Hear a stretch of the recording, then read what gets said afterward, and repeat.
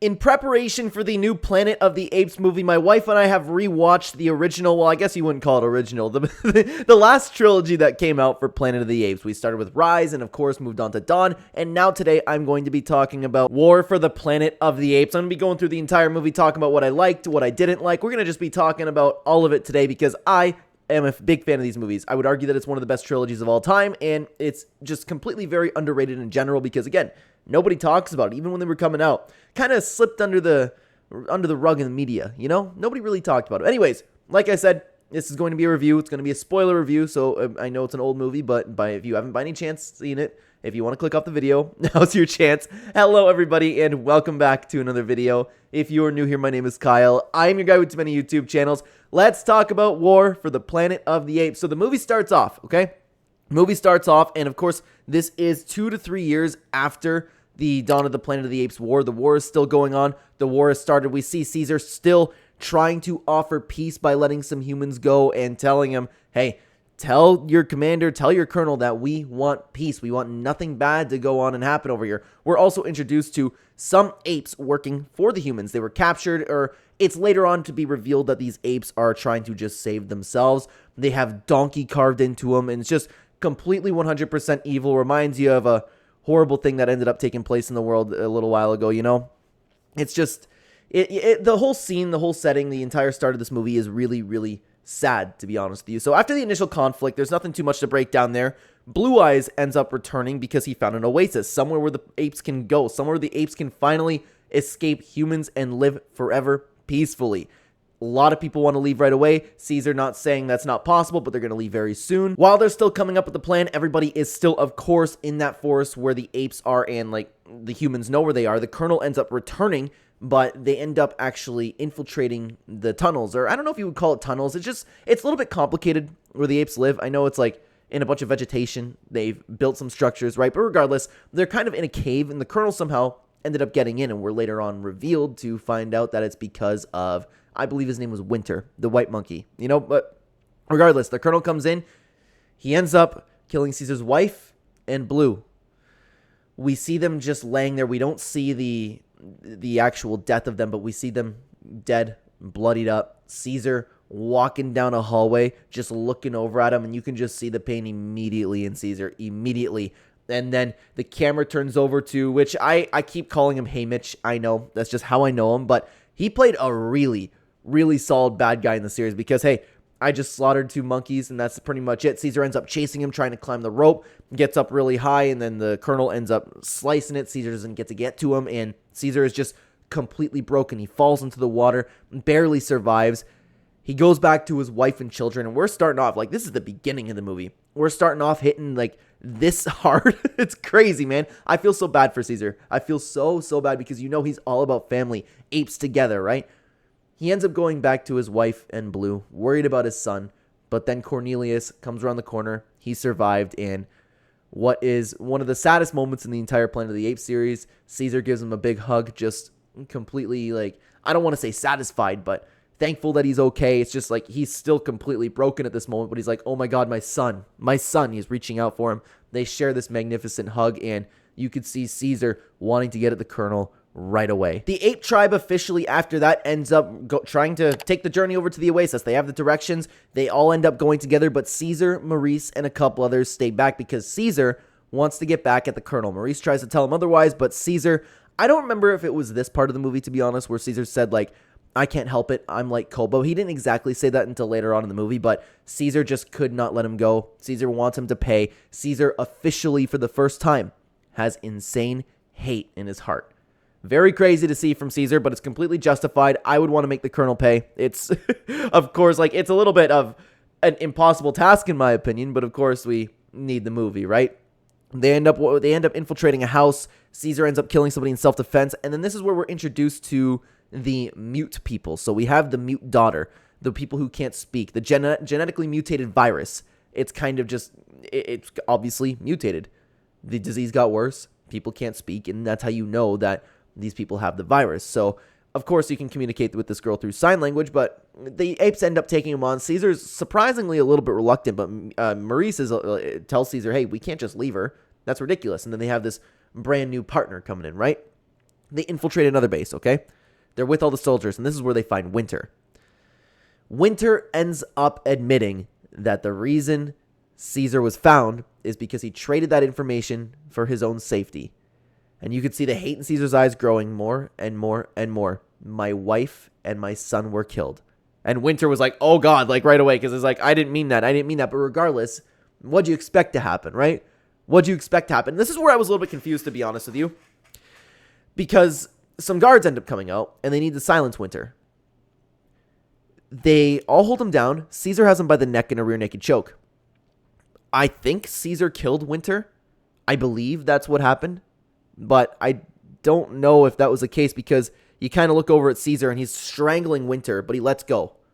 So I don't know if his lifeless body fell or he was actually just passed out. If anybody could clear that in the comments, I would really appreciate it. But the reason that the colonel got to Caesar's wife and child was because of Winter.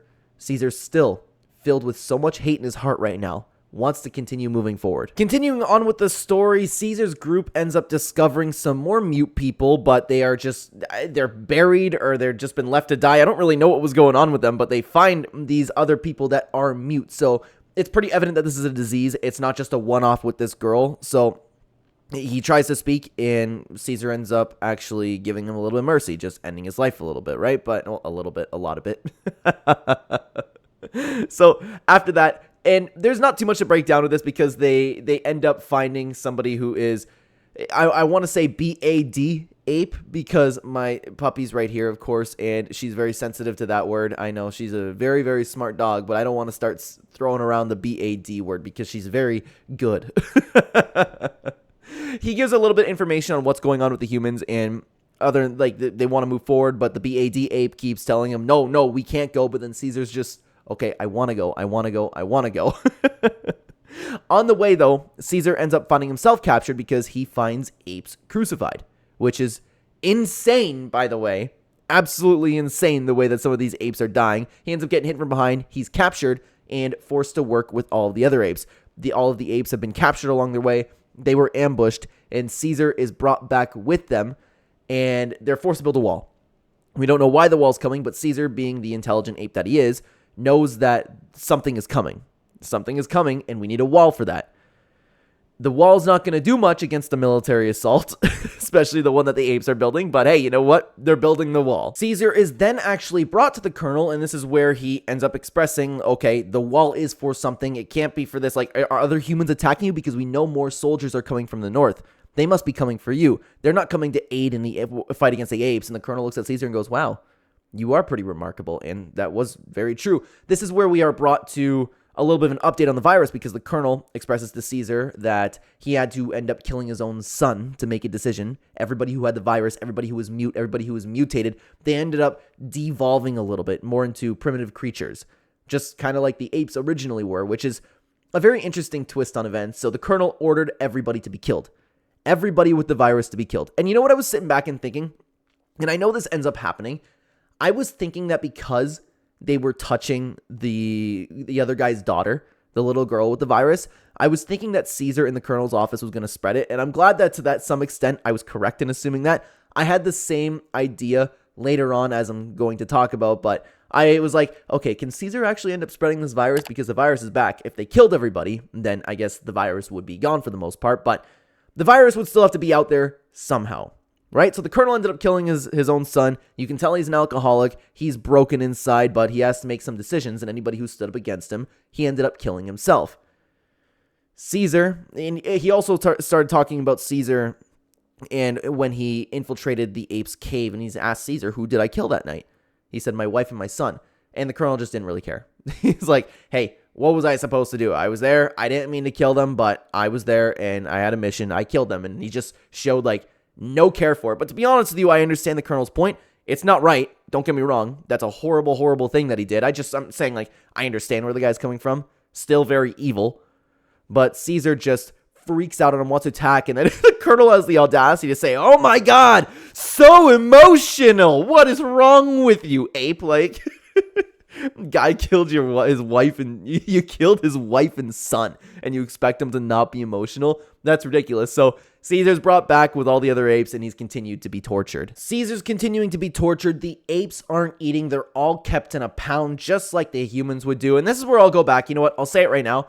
In my last Dawn of the Planet of the Apes review, I said that Koba was completely correct. You cannot trust humans. I believe most of us are evil. Most of us are constantly sinning every single day that we are on this planet. You cannot trust them. If you want humans to go do their human work with the dam, you think that they would do their human work with the dam and just take off? No, they would come back. They'd want to take over. They couldn't stand somebody else having property, let alone like in the same kind of vicinity. They would come back. They would have war on the apes no matter what. Koba was correct. Koba should not have let them have any power. Koba should have been able to, I don't want to say kill them because that's not right. That's not right. But they should not have let humans get any sort of power. They should have protected the dam. Koba was correct. And now look, all the monkeys are in cages. It would have led to that either way. Either way, monkeys would have been in cages. Look what we do every day. Look, we have zoos. Just, hey, grow up in the zoo. And I don't want to hear the argument in the comments, by the way, where it's like, oh, some of them are provided like an actual really good life. Like, yeah, you know what? Maybe some of them. But at the end of the day, you have things like birds locked up in cages. That's so cruel, by the way. People who lock up birds. But I'm getting a little bit off topic. Anyways, the reason being because they can't fly. And that's what they're naturally supposed to do. You leave them in this like little tiny cage. I can't stand it, man. So anyways, Maurice and the gang are outside the pound. And they're trying to figure out a way how to free Caesar and free all of the apes. The mute girl ends up walking in and just by herself ends up feeding Caesar. And here's where the interesting part is, and this is where I was really proud of myself back in the day because I called this completely correctly. She left the doll with Caesar. I was like, okay, somebody might notice that.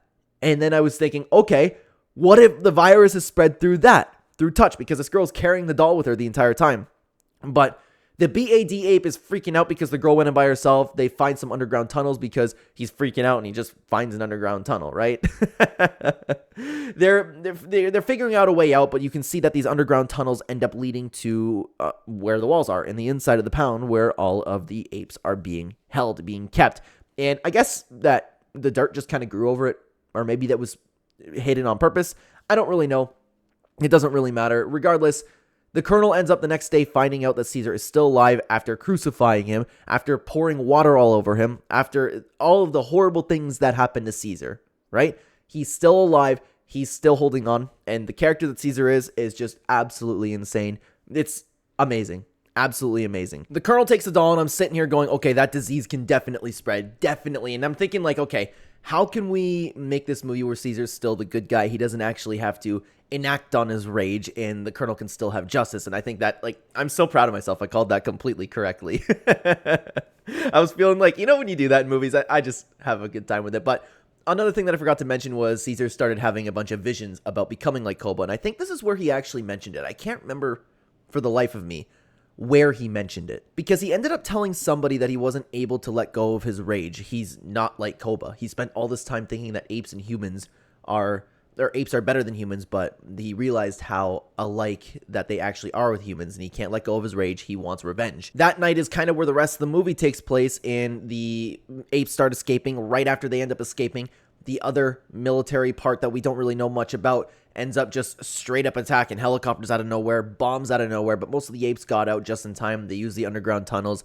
The bad ape ended up being just the one to lead everybody downstairs, down underground. They were going away. Had some funny moments over there, but while everybody was escaping, and this might be the moment actually where Caesar was saying that he can't let go of his rage. He's just like Koba, because when the other military forces start attacking, he could escape, but he looked up and the colonel's window was open. He looked over at the other ape and said, I can't. He went in, he goes into the colonel's corridors, and he finds just a bunch of alcohol already drank, lights are on. He finds a colonel in bed, completely drunk, can't move, and realizes that he was infected with this virus. He can no longer speak. Caesar does everything in his power to hold himself back from killing him. He wants to kill him so bad. I would have liked it if Caesar actually killed him, but you can't, Caesar's kind of the upstanding guy of the movie. You can't have him just devolve into hate just like Koba, because that's the whole thing about the movie, right? It was him fighting off his similarities to Koba. He didn't want to devolve the way that Koba went out, right? He didn't want to be filled with hate. But he ended up getting his revenge in the sense where he didn't actually end up pulling the trigger with his gun. The colonel wanted Caesar to kill him because of the way he was. I would imagine that the other military members would have found him and killed him. Either that or he just would have been with a bomb. He wanted the easy way out. And Caesar allows him to kill himself, which is arguably more brutal. But I still think it would have been cool if Caesar ended up taking his revenge, maybe like a little bit slower. I think I told my wife, I can't remember if it was the time that I just watched it last night or the original time, but I was saying, like, wouldn't it be nice if he just ended up crucifying the colonel like he did to all of the other apes? The bullet was too slow. I wouldn't have let him kill himself. That was ridiculous. I don't know. I just think it would have been a really good death for the guy. As evil as he is, didn't care that he killed his wife and daughter, didn't care about killing his own son, didn't care about all of that. Well, I mean, he could have cared about killing his own son, but you get the point. He's just an evil, evil man who did so many horrible things. He let his own people die. He crucified apes. I think that it was way too quick of a death for him. But either way, the escaping apes end up getting kind of caught in the crossfire because the war continues to escalate. We have this big moment with Caesar trying to blow up I don't know what to call it. They had the wall, and the guys were shooting from the wall, the poorly built wall from the apes, the starving apes had to build. Caesar ended up trying to blow it up with a grenade. He got shot with an arrow, and he ended up pulling the arrow out, ended up being okay, but from what we obviously saw at the end of the movie, that's what ended up killing him, it seemed like. But regardless, Caesar, being the amazing, amazing guy that he is, got up, fought through the pain, fought through the starvation, fought through everything. And the donkey, I don't actually know his name. I'm sorry. I don't know the ape's name, but the one they kept calling Donkey ended up actually saving the day. He tortured a lot of apes and was trying to save himself. I still don't think this really brings him justice, because like 30 seconds before, he helped Caesar blow that giant bomb up, or I don't remember what it was. It doesn't really matter.